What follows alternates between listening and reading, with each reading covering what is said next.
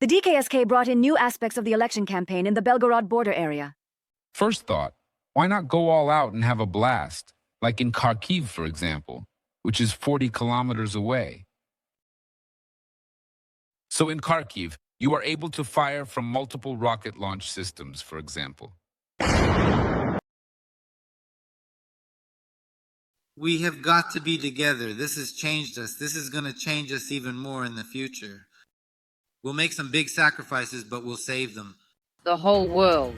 Today, the Verkhovna Rada registered another bill about prisoners, which is supposed to allow parole for military service during a special period. So, this is probably agony. This is my objective. I am a person from Russia and Ukraine.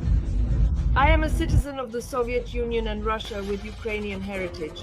Hello, my dear friends from all around the world. I'm Olena Kurbanova, and you're on my YouTube channel, Kurbanova Life. This is a fresh Friday, post-bag release of Russian anti-propaganda, their frenzied stuff, and everything that flies and explodes on the network with Moscow swamps. Don't forget to leave your like at the start of our program to spread all the gathered information. Subscribe to YouTube channel Kurbanov Life and donate for speedboat repair for soldiers from 36th Marine Infantry Brigade in description below video. Support our troops. Especially since all of our troops and every day, but it's been a week, well, especially deserve this donation from us. Because that's how it goes in Russia. Handle with care, I would even say, a neat and methodical extraction of the Russian oil industry. This time it reached Kaluga as well. More precisely, it flew in from the oil refinery. Kaluga is quite near the Moscow region. At present, our troops, special forces, and drone operators have effectively managed to reduce the production capacity by 10% as of today's date. And believe me, if you think that's 10%, 90% is still a whole lot. This is just the result of our flights over the past 3 weeks. Just a little more and inexpensive Russians will start walking everywhere. But my favorite part, of course, is the local authorities' shenanigans. Drones, they are everywhere, you know. There is nothing. We messed up everything. The sky over Russia is closed. Now we'll see how exactly the Russians shoot down our drones with their anti-aircraft missile systems.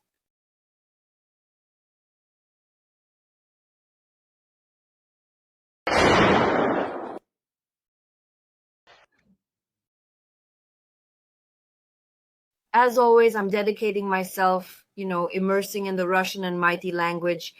We have a crucial warning for the people in Belgorod. Attention, attention, urgent, urgent. Staying in the area and the city is dangerous. I'm telling you, it's extremely dangerous. All y'all folks need to hightail it to a safe hideout pronto and stay indoors until the all clear is given. Yeah, folks, this ain't no attack or war. This is a special military operation conducted by the Legion of Freedom of Russia, the Russian Volunteer Corps, and the Siberian Battalion. You have been liberated from tyranny, despotism, usurpation, and of course slavery. Flowers and pastries are welcome. You can bring buns. The military will not necessarily trust you and eat them, but it's still a gesture of support. It's important not to resist and join the Russian fighters. As we go down towards the bottom, the cars are engulfed in flames.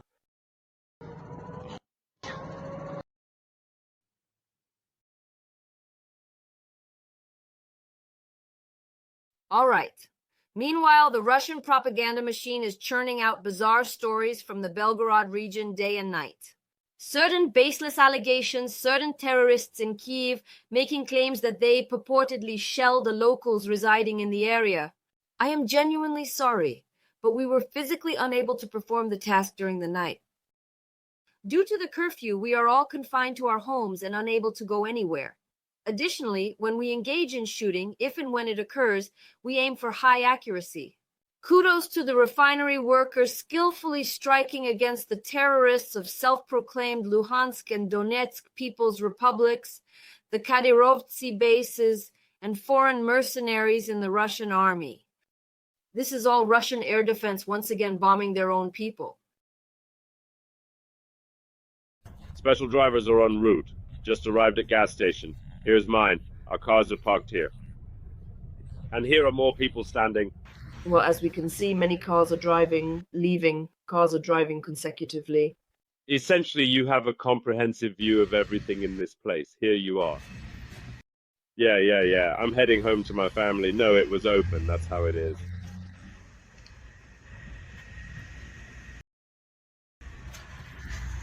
A man asks, hey, at the gas station, you know?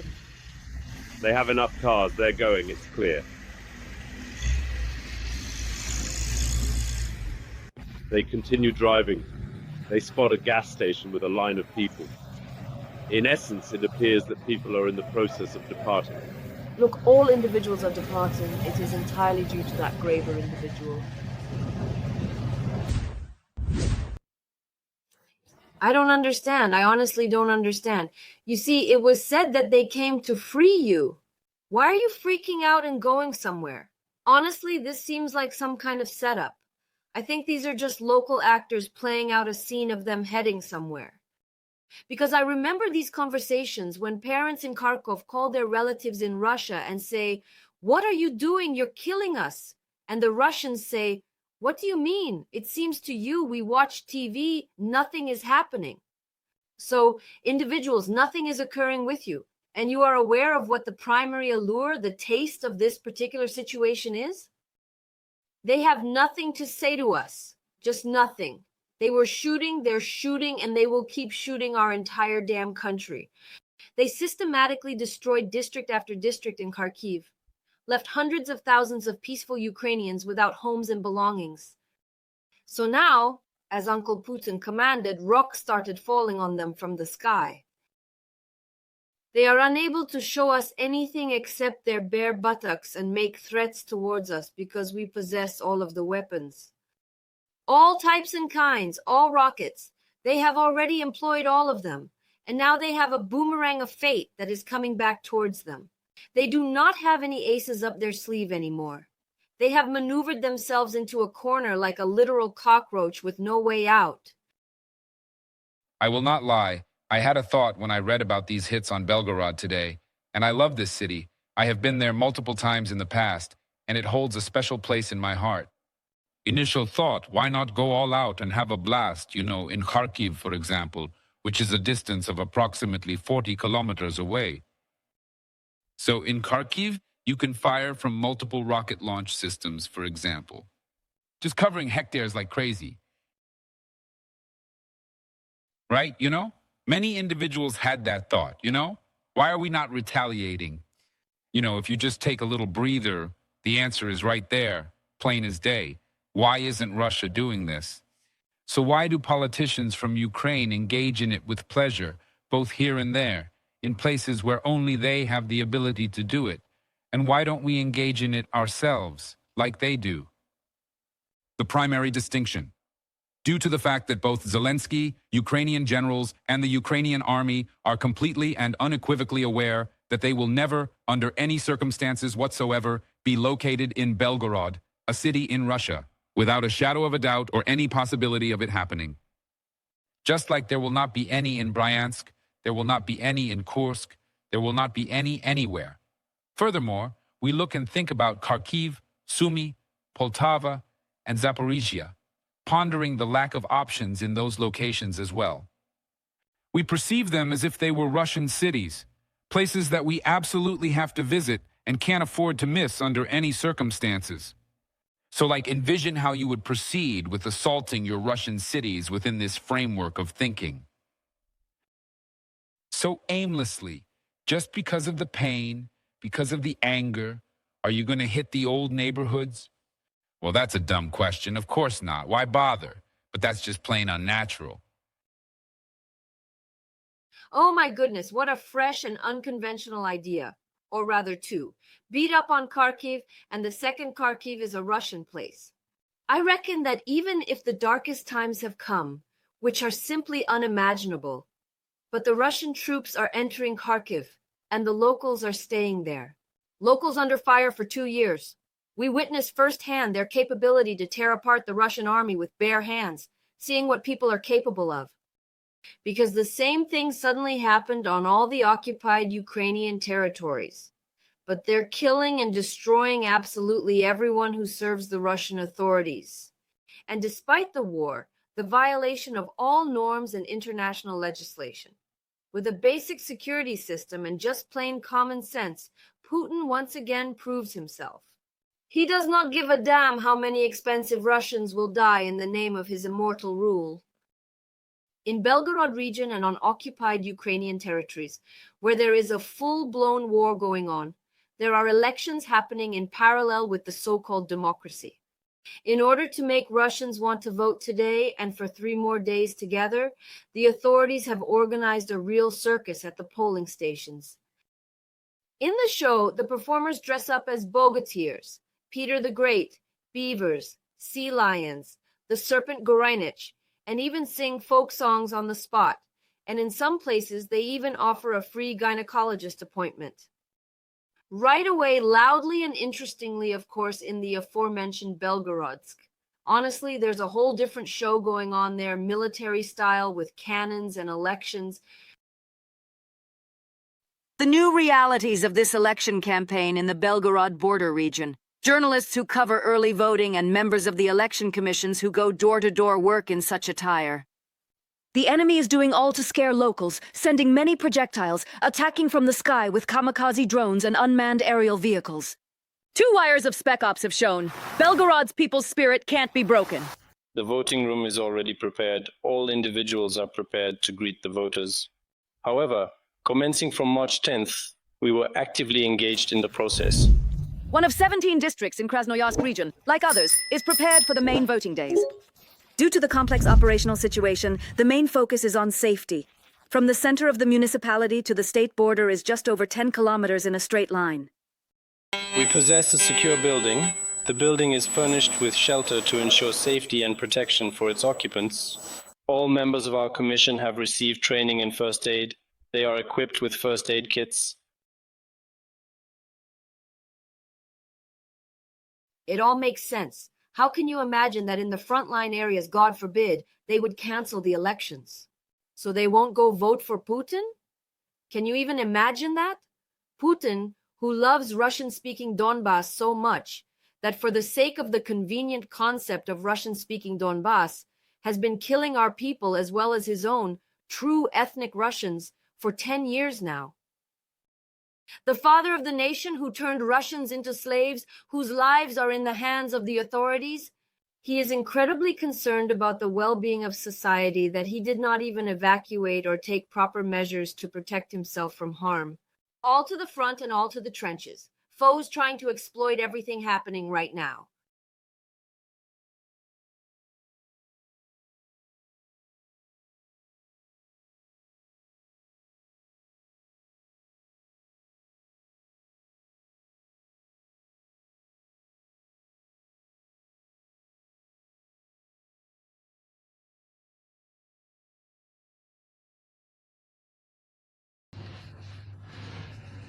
Currently, there are 3 sports mobility options that you can choose from. Fly off, eliminate, injure. The utmost crucial aspect is to have a shower.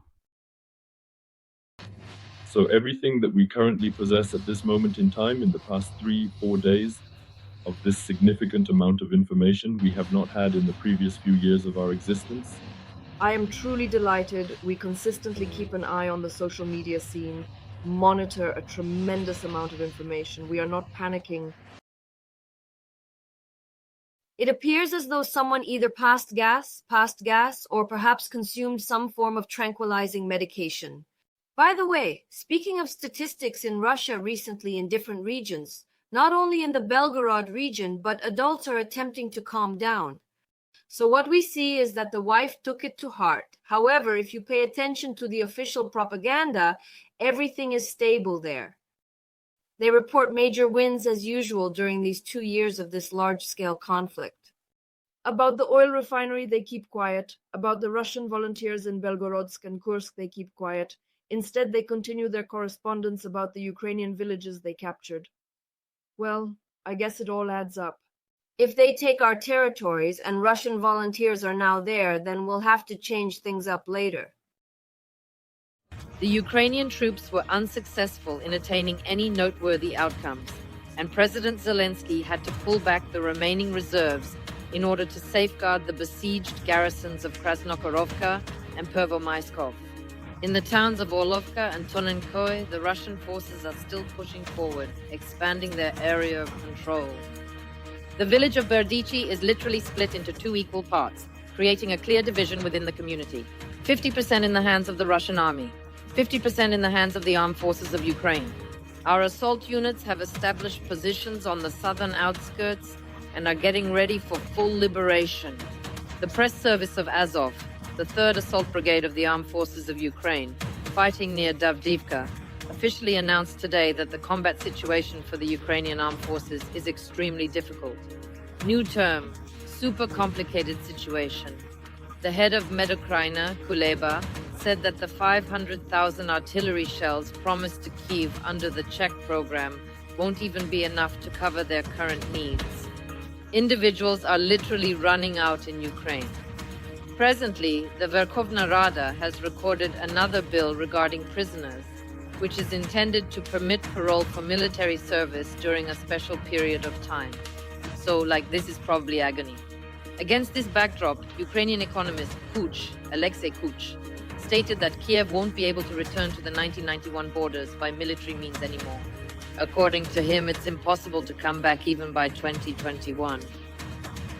However, due to Zelensky's mantras and his entourage, the Ukrainian society is still trapped in illusions and continues, quite literally, to kill itself on the front lines of the conflict. If Kush said we can't, then that's for sure. But you know what I was laughing at? Not because I straightened Skabiva, but because I vividly remember one of her stories where she retold how in Kiev no one was left, only amputees remained. Yeah, that's what she calls our heroes who got really messed up due to this damn war. And then she said it all. There are no more people in Ukraine. That was a year ago. Then we have these damn foreign mercenaries fighting here. But now, when foreign troops potentially can enter the territory of Ukraine, they started talking about it as crossing red lines and escalation. Every time they endlessly resist themselves. And I forgive the convicts wildly. If we're in agony and we've run out of people, and they called up the conscripts in the Russian Federation a year and a half ago, then what the hell happened in the Russian Federation? I'm not fully on board with this bill and idea, but it's not up to me to decide. Our approach and principle will be totally different. And as it's been said many times, everyone has to fight, because war is a big deal. And even those who, for example, got caught red-handed. Dying, Putin calls for it. Kill, the herd calls for it. There will be a large number of losses. That is what the Russian Federation themselves are already promising. Don't analyze what's going on with us. Russia is bathing in blood, not just anyone, but their own. Russian artist Akhlabistin, a former priest. In the war that Russia started, they say to give 0 fucks about the lives lost on Russia's side. 1/3 of the population, half of the population, and even all of them, life is given to Russians for the purpose of dying. Perish in order for Putin to exist eternally. Now we're starting to grasp the magnitude of what's happening in the world. These are the tectonic shifts of history. It so came to pass that Russia finds itself right in the thick of these significant changes that are currently unfolding. And Russia is not an abstraction. It's not trees, not rocks. This is us, We have a responsibility for the entire world, irrespective of how lofty it may sound in actuality. We cannot afford to be indifferent. I do not really like high-flown speeches because I have always preferred genuine contact, active participation, and the ability to make a tangible impact on outcomes. I care more about each individual person taken individually rather than as a whole. But right now, we got to stick together. This altered us. This is about to alter us even more. We will make some significant sacrifices, but we will rescue the entire world. Yes, that is correct, but we can manage it because we are Russians. God is on our side. God bless you. Yeah, there's some truth behind Alabistin's back. You're not these damn whistles, but here's the thing. Check it out. I love these hooray patriots who say, we are Russian. God is with us. You should go and die. I want to try. Ahlabistin father, what's wrong? We're not on the front lines.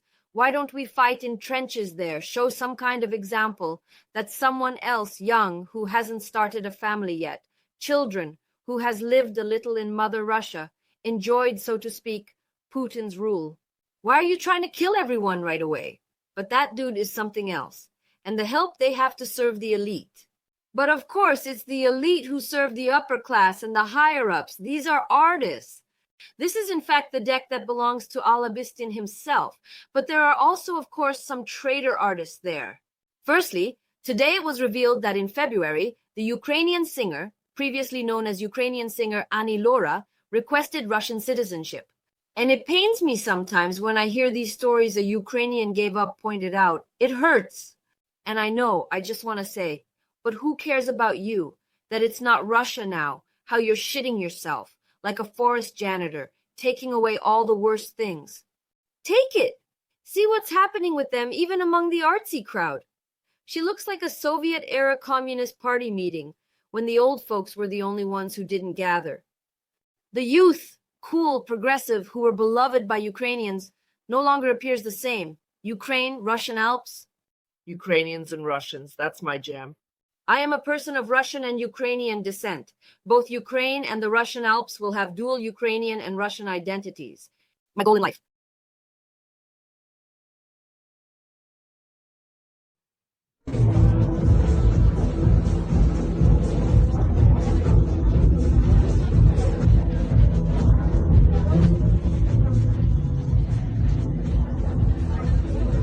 Soviet Russian Ukraine.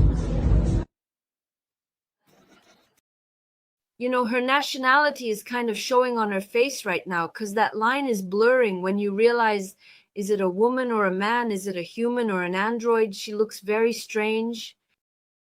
In Russia, there are many of their own problems. Many things artists and Russian propaganda ignore, of course. So basically, this is what we're taking with us. But who's to blame? Who's to blame for the poverty, the state of mind and body of Russians? Who carried the entrance? Who unscrewed the light bulb? Who brings an entire nation together? Who offers death on the front instead of life?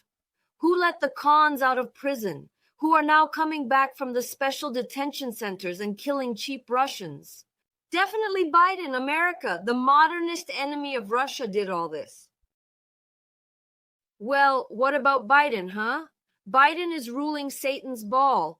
But the individuals from Tyuryupinsk will place Vladimir Vladimirovich on television and make a declaration regarding the conclusion of the Vampire Ball event, thereby announcing the end of the Vampire Ball gathering that has been taking place. And we from Putin's team support him. Today we're gonna burn the main vampire of the world.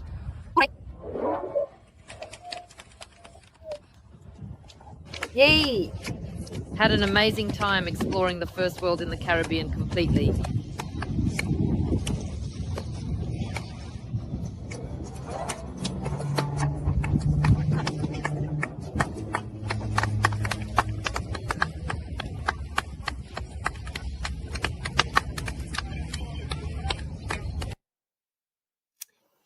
You know, we're Ukraine and we're Ukrainians. We've always lived very modestly, you know, in some kind of comfort, but modestly.